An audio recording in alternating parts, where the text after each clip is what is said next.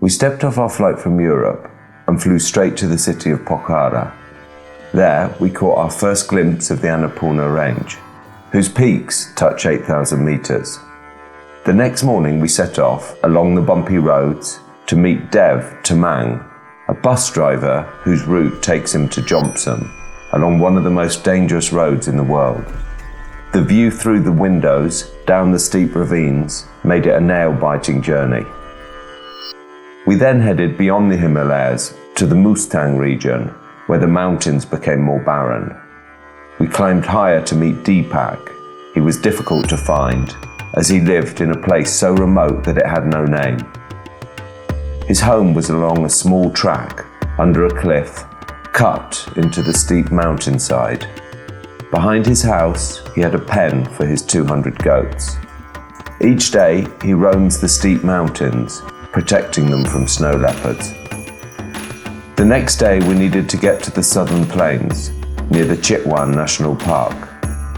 But the high winds blowing through the valley meant that no flights could land, so we decided to make the 15-hour bone-shaking drive.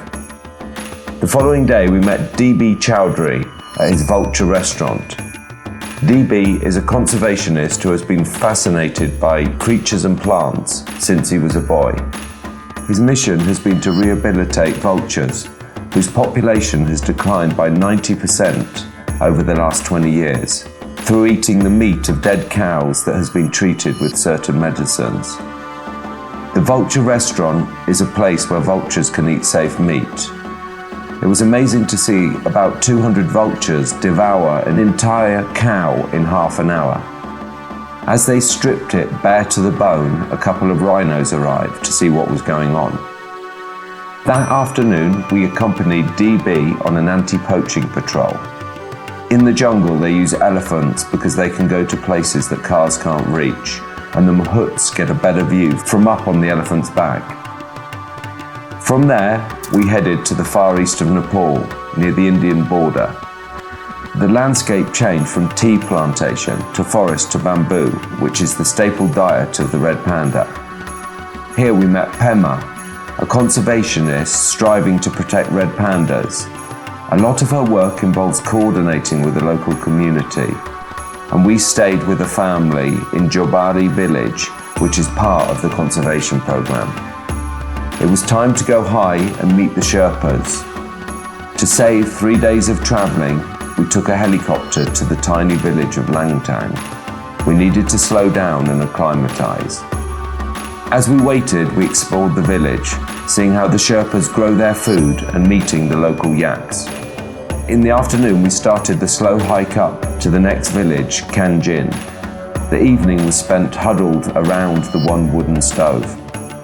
After a cold night, we set off at dawn with the two Sherpas, Sonam and Ongchu, for the spectacular climb to the Kanjin Ray Peak. When we reached the summit at 4,300 meters, we were surrounded by prayer flags put there by the Sherpas, who believe the wind blows the mantras and blessings around the world. We returned to Kathmandu to meet Chedup at his bar Jazz Upstairs.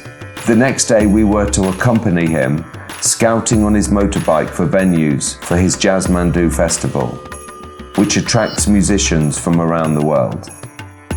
Our journey had taken us to the north, south, and east of this mountainous country. We had passed the slopes of Everest and had the privilege to meet Nepalese working in this jewel of a country.